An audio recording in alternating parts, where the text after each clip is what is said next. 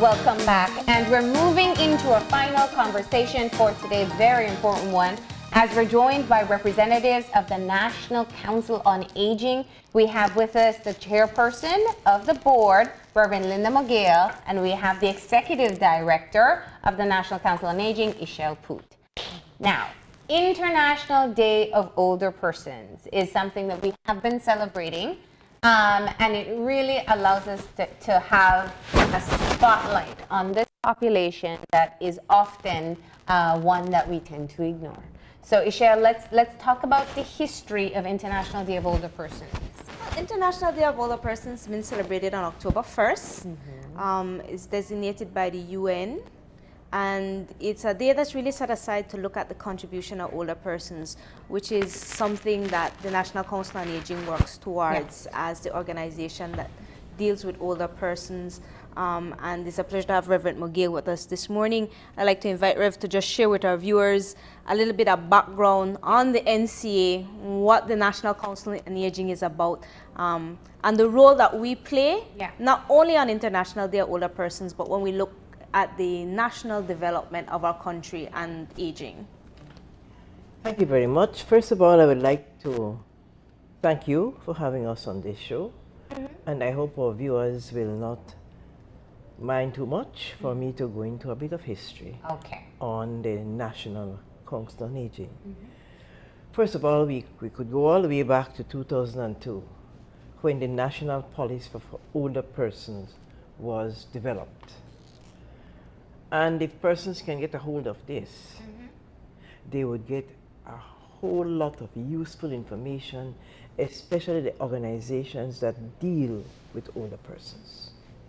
Because it is out of this that the National Council on Aging, I would say, was able to make such a wonderful brochure that would give, I should say, in a nutshell, what the National Council of Aging is all about.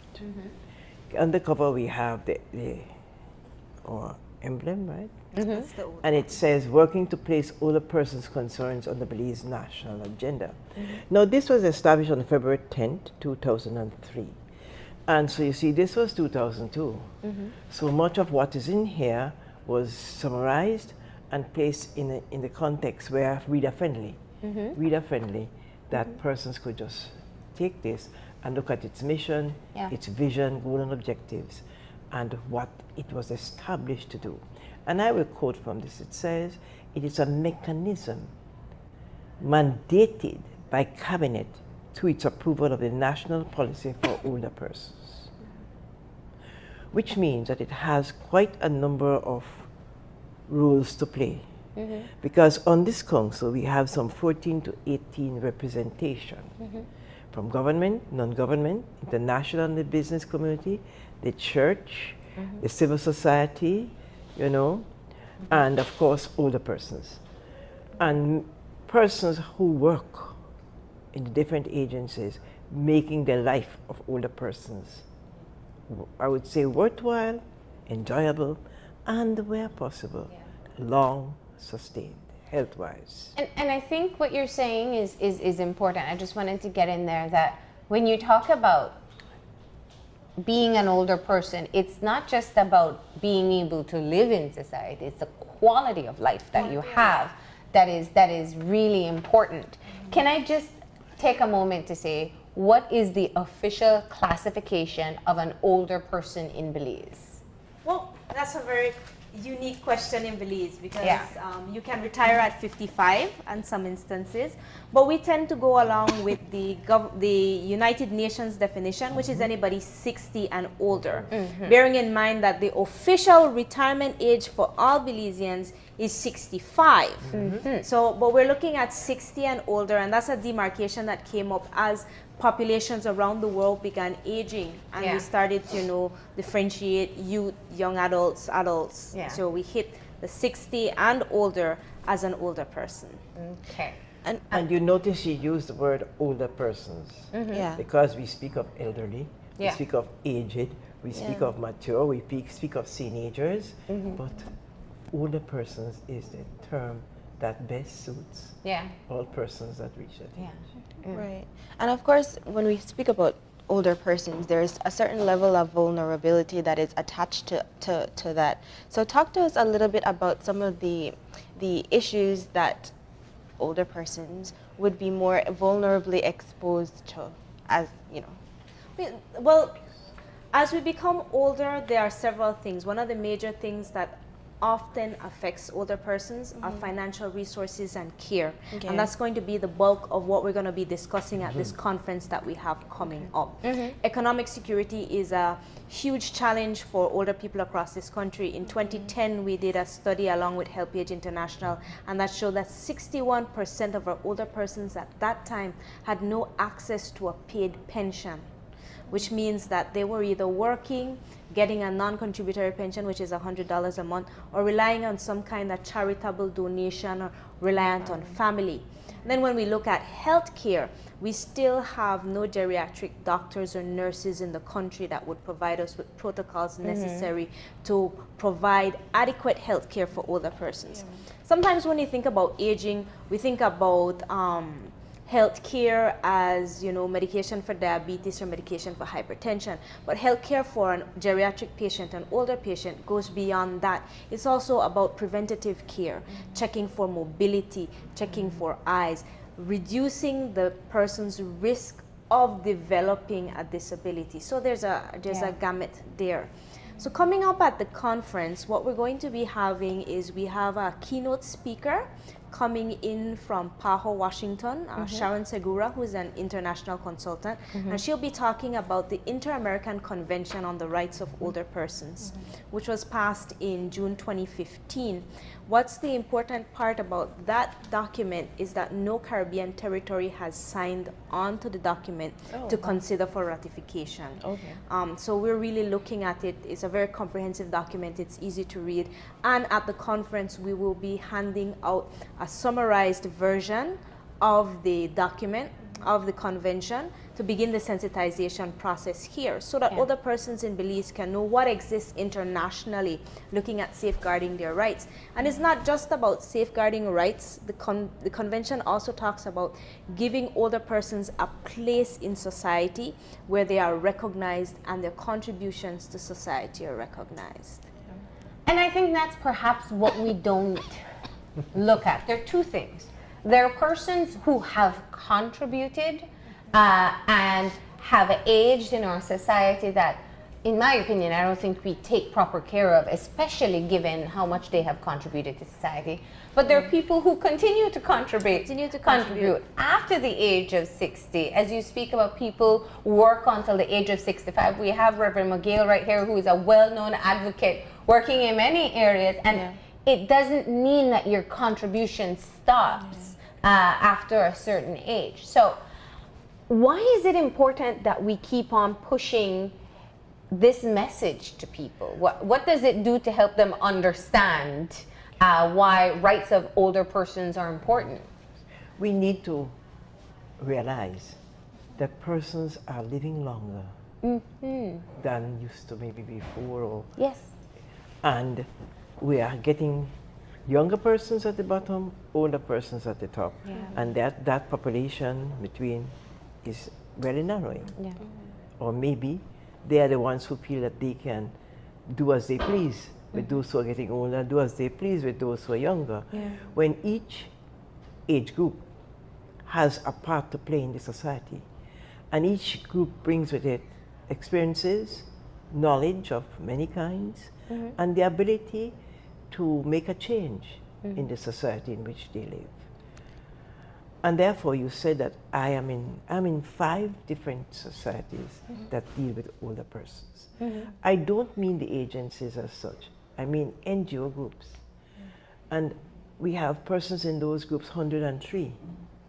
One of them has that. And that person is as active and as, shall I call it, mentally active as well, mentally sound, than some very young persons. Because the healthcare that Chel spoke about is very important. And it's important that everybody knows if they have an older person in their home or they are friends with an older person, that healthcare is important, and that health is mental, physical, social, financial. So we need to work at that. So, Chel, what is the current population of older persons estimated in Belize? Estimated, we're at 6.1%, which is relatively low for the Caribbean. We are on the lower end of population aging when we take into account all the other territories that are around the Caribbean. Most of them have already reached the 10% mark. So that 6.1% puts us at about 19,000, somewhere around there. And what that really means is that we are growing because the population increases at somewhere between 1,000 to 1,200 annually. And as that number increases, our older person increases. But what we also look at is that we are living longer. So we're getting more people living past that 70 mark. Once you hit that 70, you hit what they called the old, and I apologize to anybody 70 that's listening. Mom, I'm sorry. I didn't say it. Don't do that, you'll make my mother look at me too. So, and that population is the population that runs in the highest risk for medical services. And that's the age when the 70 plus where we find that falling becomes a very big issue. Your older person cannot have a fall, where you see the NCDs will come out, where the person begins slowing down their movement.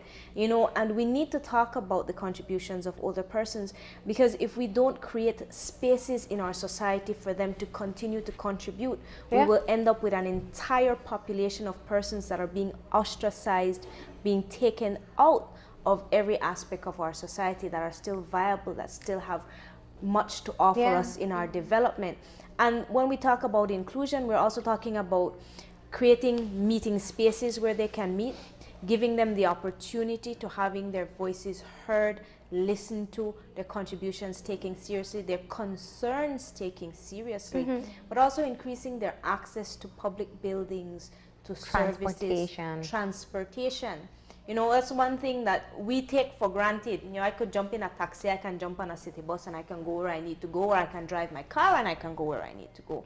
But an older person who doesn't have access to a wheelchair ramp and is in a wheelchair is confined to their home indefinitely. Older person who does not have priority seating in a bus and has to stand will think twice before I leave my house, because why am I going to stand on the bus for 15 minutes?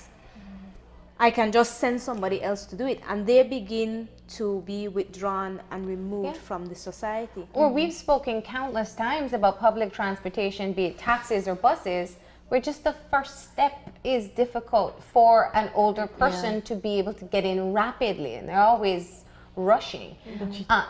She touched a point about them being at home, you know, ostracized. But at home, many of them do not have the best care. Right. They're abused. Yes. They're abused. And I have seen what we could call mental abuse in the buses when they have to go all the way to the back. And the National Council of Aging has an organization which has come on here to talk before, voice before, who are the advocacy, hoping that they can get some better conditions for older persons so that they have mobility. They don't feel like they're dependent. Yes. Yes. And go ahead. So, you know, that's one of the areas. The conference will have our keynote speaker, and then we will have two thematic panels. The first thematic panel will be on economic security and aging. I will be looking at everything from pensions to saving to entrepreneurship opportunities for older persons. And then the second session is going to be on health care and social provision for older persons. And we'll be looking at the clinical side of care. We'll be looking at residential care, and we'll be looking at in-home care. So we have professional Belizeans working in these fields who will be presenting on these topics for this particular conference. And we're hoping that this will become a yearly event for us and only grow from this point forward. This year, the invitations are closed. We've invited stakeholders and key members who play an active part in the aging process. But as the time goes by, we're hoping to be able to open it up to a broader scope of persons so that we really have dynamic national discussion on these issues that affect older persons. And it's really important that you mentioned stakeholders, because it's a mixed bag of things that are related to aging, in terms of transportation, in terms of abuse, in terms of still feeling like you're a human being within your own country. And I think that the conversation needs to be so broad that it almost seems unachievable. Talk to us a little bit about your stakeholders that are necessary and that would be potentially important in creating a conversation that leads to worthwhile decisions and implementation of structures and systems. Well, definitely we need to depend upon our stakeholders that exist within the government structure. The National Council on Aging falls under the Ministry of Human Development, Social Transformation and Poverty Alleviation. And that ministry plays a key role in supporting the work that we do, in moving the work forward, in ensuring the inclusion of aging in whatever is happening with social development in the country. We also need to be able to engage other ministries, the Ministry of Health, the Ministry of Education, the Bureau of Standards. So it's looking at really engaging all the social actors that make decisions, that create policy, that enforces policy. But also, I believe on the ground, what you're asking about more is the organizations that we recognize readily that deal with agencies, with aging. So our partners like the HelpAge Network, which is one of the largest networks across the country, and the work that they do. Mercy Care Clinic, which is an NHI provider and the only geriatric facility we have in the country. They play a crucial role because of the work that they're doing.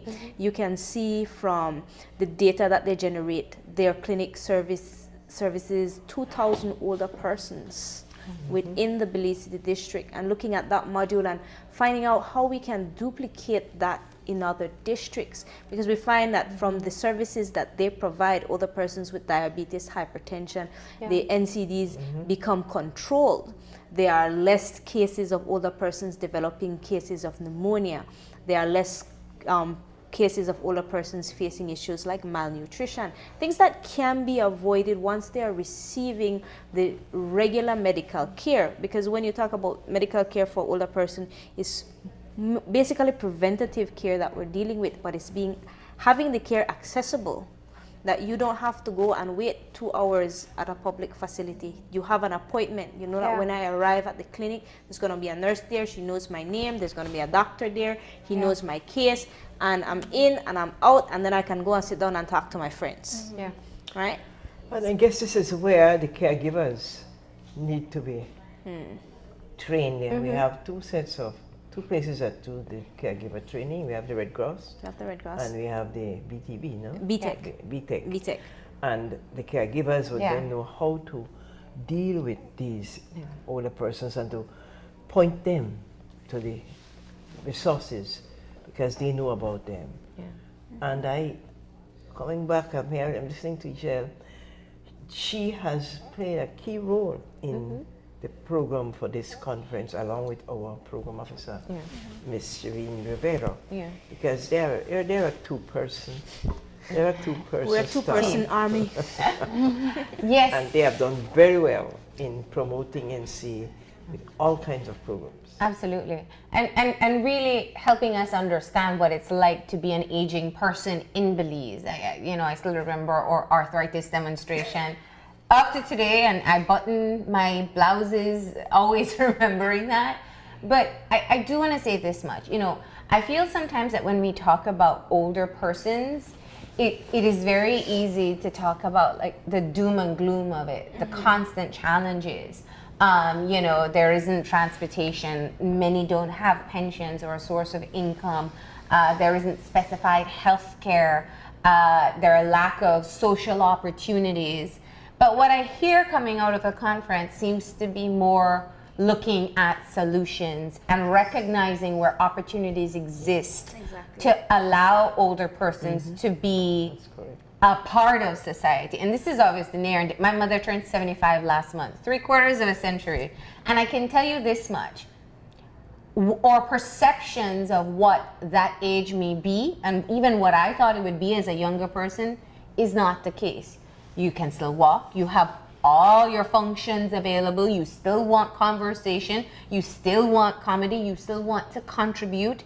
Everything remains the same. It's just at a different pace, That's what I perhaps. say. You just kind of slow down a Yeah. little bit more, and you have to just accept that Yeah. what I could have done in half an hour now might take me 45 minutes Yeah. to an hour. But I can still do it. But I can still do it. Yeah. And that is really the important part. And one of the things that always inspires me, you know, I've been working with the council for 7 years, is that over and over, I see older persons creating opportunities for themselves, moving forward and speaking out for themselves. And they do it in these quiet little pockets. And, you know, it's the NCA's position to make these pockets be seen and be heard. And that's, you know, one of the things that we want to showcase at these conferences annually, the work of our partner organizations or stakeholder organizations on the ground that are really doing good work. The Voice Group in Belize City had a senior speak out. Speak out just this past week. Our Voice Group in Dangriga, yesterday on October 1st, they were receiving priority parking stickers from their city council, which is from their town council, which is, you know, significant of their efforts going in, their constant efforts. Help Age Belize this year received a physiotherapist that works out through their center, and that is their constant effort to ensure that their programming is meeting the needs of their population. And so it's really looking at where we're going to create the voice, the sound, so that you will see them, you will hear them, and you will know and you will understand that it's not just a matter of, oh, they are old people who want to make nice. It's a matter of creating a society and a Belize where there is a place for every Belizean to remain active and participate in our development. And much like we see adults advocating for children, so we can have adults advocating for older persons. It's not older persons saying, give me priority seating in a bank or a service at a bank or seating in a bus. And she spoke of older persons and slowing down. It all goes with the person's biological and the person's health. Because you said Mrs. Guerra turned 75. Well, tell her I'm up on her. I know you are. And say hello for me. Yeah. But I've had a joy working with two younger persons, you know. They have been an inspiration for me. And I speak about my interaction with younger persons in all the organizations I go to, because, and I try to encourage the elderly, the older persons who are in those organizations, to know that they have a life, and they must, I'll use the word must, know their home life or whatever, social life, whatever it may be, to become bogged down just by taking care of grandchildren. They need to look at that aspect of being kept in the house just taking care of grandchildren. And know when to say, I will not be able to do that this evening. I'm going to my whatever it may be. That is so true. And even though grandparents are always willing, always willing, I know the parents must understand they mustn't rob all the time of the grandparents as well. Because it becomes sometimes a chore. And very difficult for them, because they want to bring up these grandchildren the way they brought up their children, and it's not working, and they think it can work. Times are different. So there's so many different issues, and I wanted to go back to the point that you have your national conference coming up. You have specific invitations for persons who are working with or who may be able to impact the lives of older persons. What do you hope to happen at the end on October 5th, when all these persons have heard this keynote speaker, who I'm sure will be a great motivation, and then they've spoken about healthcare and spoken about financial security? What will be the end product? Well, at the end of this conference, we're really hoping to strengthen the network for the National Council on Aging itself. We are going to be talking about some of the plans and projects that we have coming up within 2018 and how these stakeholders will feed into that program, and we're necessary to create the linkages and networks to make these things be a success. but we're really looking at changing the discussion that we've been having so far about aging. As you said before, one of the things is whenever we talk about older persons, you mostly hear all the things we're missing, but what we want to be talking about is not what we're missing, but what do we have and how we can get where we want to be. Yeah. And so the conference really is, and the forward projection is that it will be sort of a reporting process. We will be bringing forward information. Also, this year there was a review of the Madrid Plan of Action, which talks about human rights and older persons. There was a guiding of the issues of older persons along with the 2030 agenda. So we'll be talking about where Belize is on that, where the Caribbean is on that, where we need to go. So what we're really trying to do is just change the way we discuss and think about aging, and looking for the opportunities for growth and moving our older population out of obscure corners and into the forefront where they need to be. All right.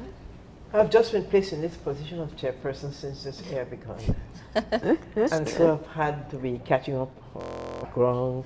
I work and I know a bit, but not enough, not even half as much as Chel knows, who has been with it, as she said, 7 years. Yeah.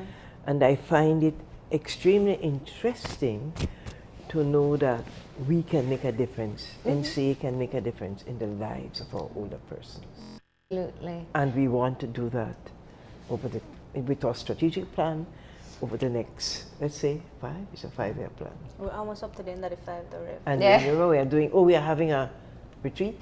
We should be having a retreat. We hope that this conference will feed information into that. So you can know what your work will be. Yes. Of course, the international theme is stepping into the future, tapping the talents, contributions, and participation of older persons in society. Now, International Day of Older Persons was actually yesterday, October 1st.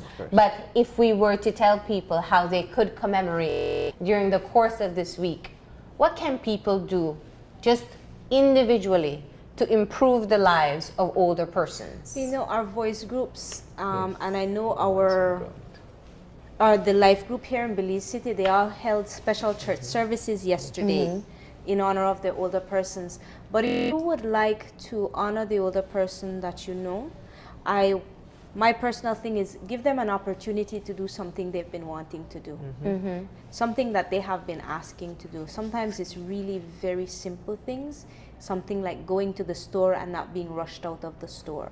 Something like going to buy an ice cream that they want to buy. Sitting down and reading with them, sitting down and watching their favorite television show with them. And if you want to do more contributions, if you want to really be involved, then you can contact us at the National Council on Aging. We can link you with our voice groups, we can link you with the Help Age groups, we can link you with the Life group. BAPTA, we can link you with any of the groups that work with older persons if you would like to give back some time and work along with these groups. But for me, that would be it. Give your older person an opportunity to do something that he or she has been asking to do, and they have not had the opportunity to do it as yet. Anything from you? No, I am happy with what we have said so far. I say I'm happy because I'm an older person and I don't see myself sitting home waiting to be approached to do anything. I try to join. And my thing is to encourage older persons. I've been trying to get them to join different groups. I've been inviting them to these groups so they can become a part of the exercise, the going on trips, the concerts, whatever it is that we go to, going to the park and having a day out, so that they can become a part of another group and not just stay at home and feel sorry for themselves, which some of them do. And that is what leads to things like your dementia and your, that kind of thing. Then they really get ill. They get mentally ill, actually. So there are outlets that can be accessed. There are organizations that are working. And so it can also go from the point of an older person reaching out to these groups as well. Thank you for joining us. And I'm sure it's going to be a very spirited conference on Thursday. We wish you the best. And thank you for stopping in to remind us as to why we must be working to improve the lives of older persons in Belize. And thank you for us. All right. We're going to go ahead and take that final break. And when we come back, we'll have our wrap-up. So stay tuned.